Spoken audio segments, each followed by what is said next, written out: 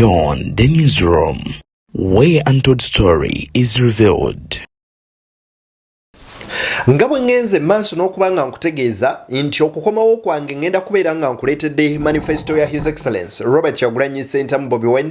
Ebimu ku ebyo manifesto eno alangiridde nti wagendera ku bukulembeze mu nnaku 10 ezisooka agenda kubeera nga atadde abasibe bonna abagenda maaso n'okubeera nga bakwatibwa ku misango egyo egyekuusa ku by'obufuzi n'ebirala agenda kubeera nga amaze okuba nga abata, era n'atutegeeza nti ono wakubeera nga kooti z'amagye ziggyibwawo zisigale ku magye Ebuvanjuba nebugwanjuba ewaka wasigalawo ewasinga. Beyond the newsroom gwe mukutu ogukuleetera ekyo ekisinga katiranga naffe ng'oyita ku noti 771 44 53 ne noti 744 26 45 na bino bikulu tetulanga bafere tetulanga basawo ba kinnansi n'abagwa mu koowe eryo mwebale kutuwagira. Thank you. sigale ku magye gokka teri kuddamu wozesa civilian mu kooti y'amagye. Ekirala ku ebyo atutegeezezza nti walinnyira ku bukulembeze agenda kusala omuwendo gw'ababaka ba parliament, asale omuwendo gw'abaminisita, kwoteeka n'abo abali ku cabinet oba abali ku cabinet ya State House oba abayambako mu maka g'omukulembeze w'eggwanga. Ebyokuba n'abaalo buliri 16 nabikoze bitya n'ebirala n'abalimi abakulimirako mu nnimiro kasanvu kalambirira agambe ebyo byonna tetugenda beera nga tubikkiriza, tugenda kutoola ku bakozi. N'ategeeza nti tugenda kuwa free education ku mwana okuva mu nasale nga tatwala kitabo, tatwala uniform nga byonna abifunirayo paka ku kibiina ekyomusanvu oba primary level yonna agimalako nga tasasudde yadde ekikumi. Ono n'ategeezezza nti bakukomyawo age limit okubeera nga omukulembeze w'eggwanga alina emyaka gy'atandikirako okwesimbawo ne gy'akomako egy'obukulu, era bakomyewo n'ekkomo ku bisanja ebyaggiwaawo. Wano nno wasinziridde otegeeza abantu b'omu Busoga nti ekyo ekiruma Busoga okubeera nga kigireese okubanga obwavu bugiyonka butaaba byagenda okubanga akolako, era n'ategeeza bannayuganda bonna awamu nti Uganda ey'okweyagaliramu ye Uganda gye tugenda okubeeramu nti kyannaku okulaba nga singa tugenda ne tugayalirira eggwanga lyattu kijja tutwalira emyaka 10 emirala mu maaso okusobola osasula ebbanja Uganda erigenda maaso n'okubeera nga ligibanjibwa ensimbi ze bagenda beewola entakera. Agamba nti buli at least mu buli mwaka bajja solanga okusasula trillions 10 okubeera nga bazisasula, ate munnanga okubeera nga tuyambako okukendeeza ku mabanja eggwanga lyattu lyegayina kyokka ate era mu ngeri emu nga bwe basobola okubeera nga bazimba eggwanga Uganda. Ebyo nno bye bimu ku ebyo ebibadde mu manifesto. Wano nno we ngambira nti byonna mbikuleetera mu bujjuvu bwabyo, kyokka ate nno wansinzira okugamba nti BTN Media Beyond the Newsroom gwe mukutu kwoli ogukuwa ensonga z'essamasonga n'obwombeefu bw'ekika ekyagulu video soko gimpere like bw'ogiwaleka ejja kudduka emisinde mingi etuuka ekulisa kinoma asobola okubeera nga agifuna. Ate era mu ngeri y'emu njagala okukusaba gwe atannatwegattako mu butongole ogende maaso n'okubanga subscribinga ku channel eno otwegatteko mu butongole tubenga ensonga tuzitambuliza ddala malira disana. Kano mu kigambo subscribe then mu maloko ne wali mu kadde ka gem personalize okateke mu all of notification ku mboozi zonna ze tukuterayo ennyuvu. Then bw'oba omaliriza twegatteko ne ku mukutu gwa Deni exclusive as mu comment section we nkutedde link egenda okusobozesa okutwala te ku mukutu ogwo gwennyini ogwa Deni exclusive. Njagala okubeera nga nsaasirako bannaffe abamu ku abo ababadde bagenda kulala eno. Kigambibwa okuba nga abaana 3 bafudde baasi ya NUP egenze maaso n'okubanga efunye akabenje kigambibwa imbu 3 baluguzeemu obulamu. Banaye tubasaba muvuge n'emirembe muleme kuvugisa kimama. Mukulembeze yabagambye ku makya mugende maaso n'okubeera nga mukuuma discipline ku luguudo. Discipline ku luguudo kitegeeza obutavugisa kimama, okuvuga obulungi n'ebirala ebiringa ebyo. Kakati wano wennyini wenjagala tusobole okubanga munywanyi tutandikira ensonga z'essamasonga anti nze nabasuubiza nti nze nzekka asobola okubanga nzibatuuzaako. Kati tutandikire wano. Mulundi guno tugenda kukozesa buli kiseera buli mukisa gwe tulina okubabulira tewali kya bugagga nga bwongo bwammwe baganda bange. Omala kununula bwongo bw'abantu n'onunula emibiri gyabwe. Nsaba mukkirize buli omu abeere agent making sure buli lunaku wakiri okonvinsinga y'abantu 2. In fact convincing 5. In fact convincing 10. Netandikira mu b'omu nnyumba yo bamanye nti tetuli mu lwali, tetuli mu kunyumirwamu, tuli mu risk. Naye kino kye tukola kigenda kukyusa ensi yaffe forever. His Excellency Robert Kyagulanyi Ssentamu agamba nti mweno revolution okununula abantu wenasooka nunula bongo bwabwe kuzibula abantu maaso ne basobola okubeera nga balaba ebibanyigiriza abantu bangi tebasobola alaba ebibanyigiriza so n'agamba nti wetumala ekyo ate tujja bantu nga tusobola butereevu nnyo n'okununula emibiri gyabwe awo nno kyagambidde nti nno gwoba olina yakuliranye mugambe wembeera naki ekyukakyuka kyetegeeza naki enkyukakyuka kyesobola okuleeta mu bulamu bw'omuntu oyo sekinoomu biki ebyo Bobi Wine byagenda otandikirako ng'alinnye ku bukulembeze wetutuuse and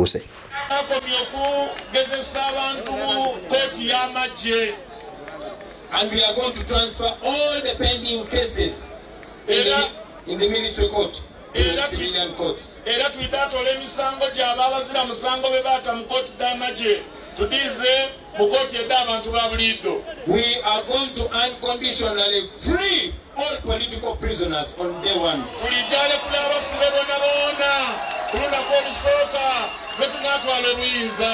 It does not matter their political persuasion. We shall free all political prisoners. We shall also strictly enforce individual accountability for torture and other human rights violations.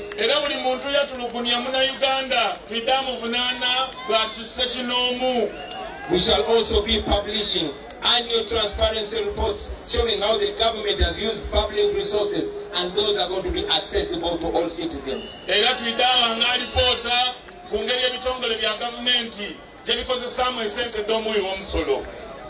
That's where we're going to combat corruption.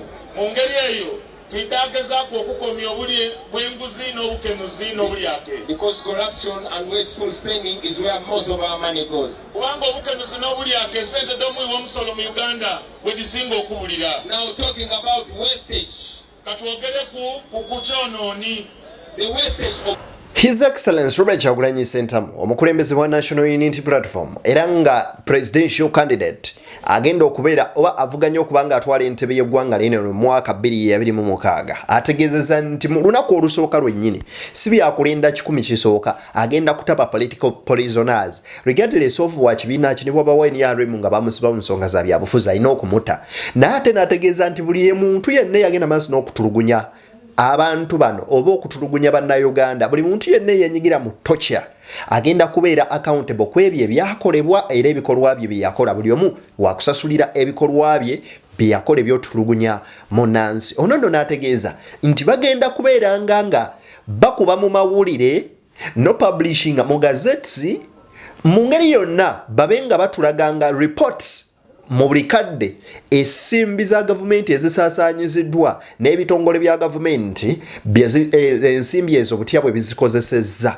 kwoteeka nabo bennyini okuba auditing okulaba nga babateekako buli omu abe n'embalirira y'ebyo byakoze na butya bwakozesezza ensimbi okubeera nga batuula ku ngeri n'ennamba y'abantu abali b'enguzi okwewala okulya enguzi mu Uganda empya bw'atyo bwakutegeezezza kati katweyongereyo wano agamba nti ate ebirala ku byagenda okusinga oluwanyisa mulimu n'ekibbataka tweyongereyo. I stand here to tell you that in the new Uganda there is going to be 100% free nursery and primary education. Nemerero wano bakobera ndi mu Uganda empya kalajaba okusoma kwa kyero okuva ku nursery paka primary bweraku and it's not only going to be free, it is going to be quality education. Bana tiriko bantu lijaba bona maje bawugula lireyo ayo okusoma kule kweno kwekimemeto kwekipoli kwetulijo kwagana mu masomero aganupu mu government yaife eyanupu. In those schools there will be meals, there will be uniforms, there will be sanitary pads for girls, and all these items are going to be provided by schools, by government for free. Robert Kyagulanyi Ssentamu akugambye nti mu Uganda empya abaana okuva ku nassale okutuuka mu kibiina ekyomusanvu primary level yonna bajja gimalako nga tebasasula yadde 10 abaana bano nga bafuna abaana ob'obuwala nga bagenze mu nsonga bajja beera nga bafuna ebikozesebwa kiyite pads. Abaana ekyamazima matuufu bangi ab'obuwala balemererwa okugenda ku ssomero olw'ensonga family ezo eziri obubi tezisobola kugula muga omugaati abaana abawala gwe bakozesa mu nsonga zaabwe ez'ekikyala era ekyo kireetedde abaana bangi ab'obuwala okuva mu masomero ate era bangi ku bo ne bafuna embuto nga tebannaba kwetuuka olw'ensonga baba balemereddwa okutuusibwako ebintu ng'ebyo. Next, okubeera mu busoga n'oyogera ati statement yemu. I remember last year ojja kebera ku page yaffe eno ku YouTube channel yaffe eno last year waliwo storage nakola ojja giteekamu ko Namutumba district yose olabe mu video zange mu bitundu bye Namutumba Busiki North nagenda nga nambulako ku masomero agamu cause twalina ka task force ne mukwano gwange twali tugenda maaso n'okubanga tugabira abaana ebintu ebyokozesebwa n'abasomesa. Nze we nasookedde okusanga omusomesa atudde asomesa ekibiina ekyokusatu ekyokuna ekyokutaano nga tasobola kukola statement 3 mu luzungu nga ntuufu ne ngamba Mukama Katonda kikino kye tuliko wabula nga n'amazzi ge balina ekifo ky'okunywa obuugi ku lanchi bagenze ne babasinira amazzi mu bidomolo ge bali mu kunywako naye nga n'amazzi ga kidiba be bantu abali mu Busoga region embeera gye bayitamu era gye bafaanana.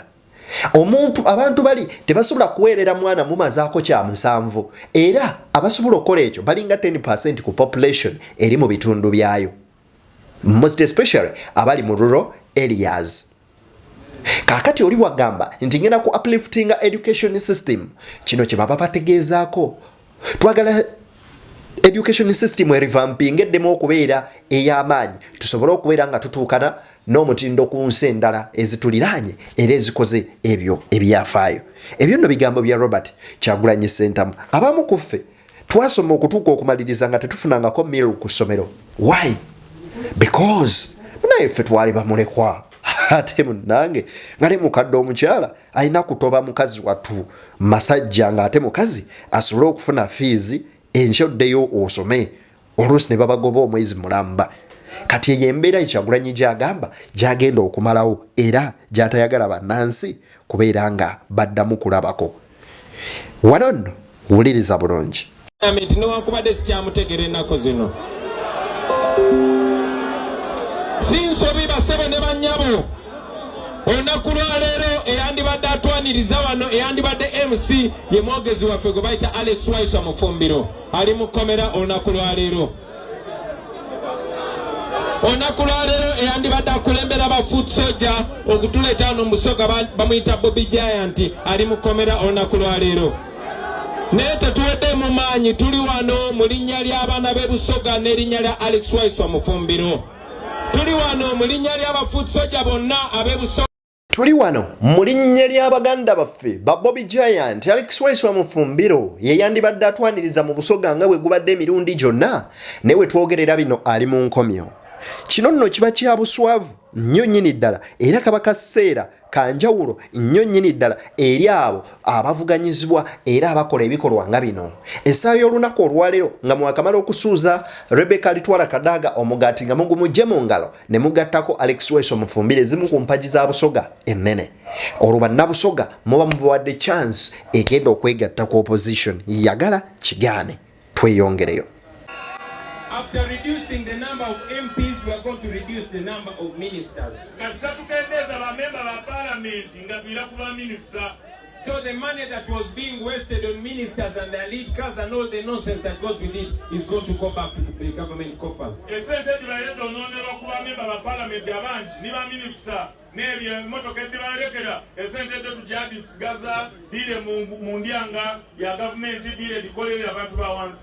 The money that was spent on useless numbers of MPs is also going to be saved. Robert Kyagulanyi Ssentamu akugambye bagenda kutema ku namba y'aba minisita basusse obungi bateme ku namba by'aba sajja n'abakyala babadde ba advisors era mu ngeri yemu batemene ku namba y'ababaka ba parliament eddeyo ku muwendo omutuufu ensimbi ezo zidde mu ggwanika ly'eggwanga bannansi bonna basobole okuba nga bagigabanamu. Bigambo bya Robert Kyagulanyi Ssentamu agamba nti ensimbi ezibadde zitokomoka nga zigenda ku babaka ba parliament abatalina makulu zigenda kuddizibwa mu ggwanika ly'eggwanga zisobole okubaako bye zikola ebikulu. I will promise you that we are going to end land grabbing. And all of you whose land has been grabbed, you only need to know the location of your land. The rest, tusinkane mu Uganda empya ettaka lirikuddire.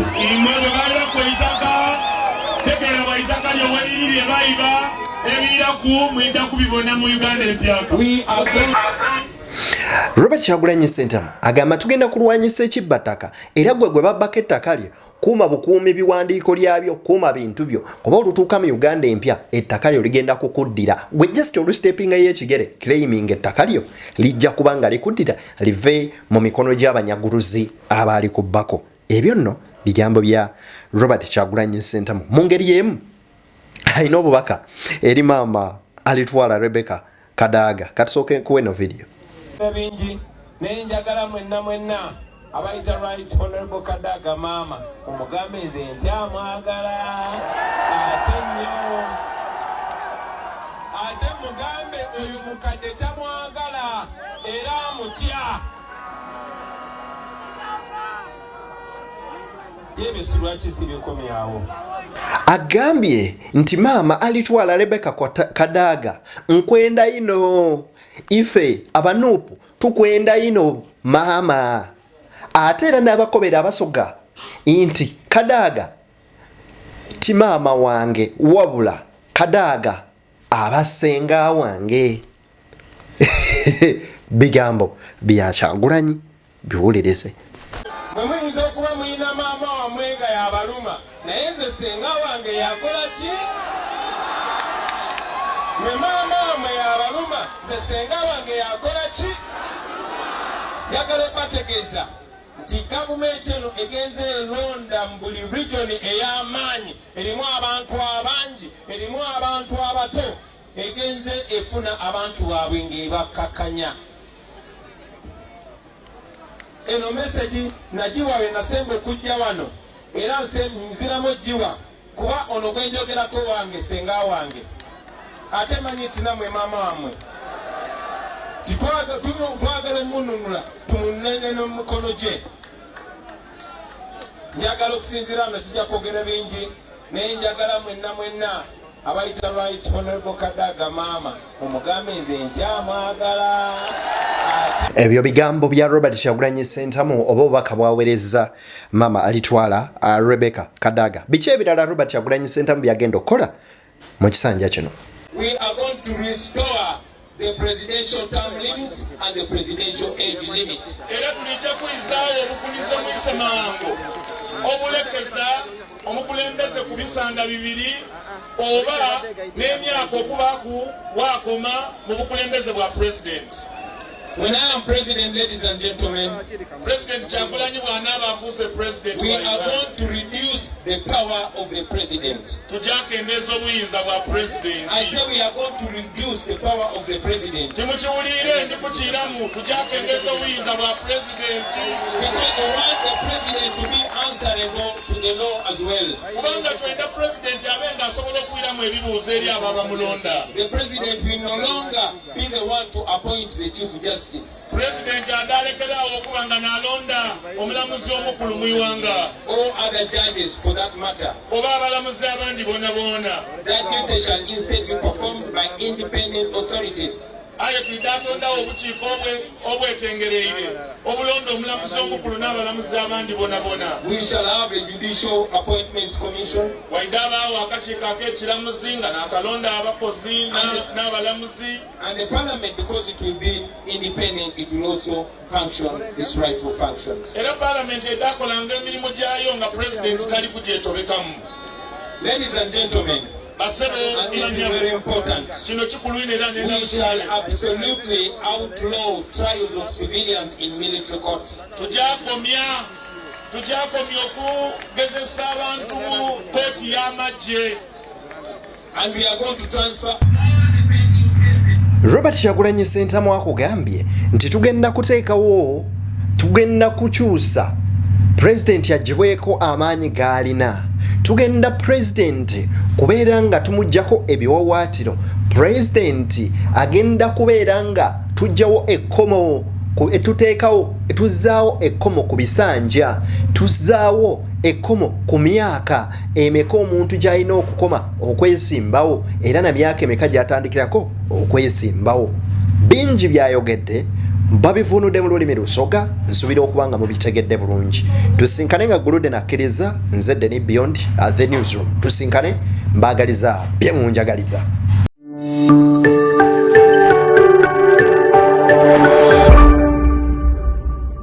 Beyond the Newsroom, where untold story is revealed.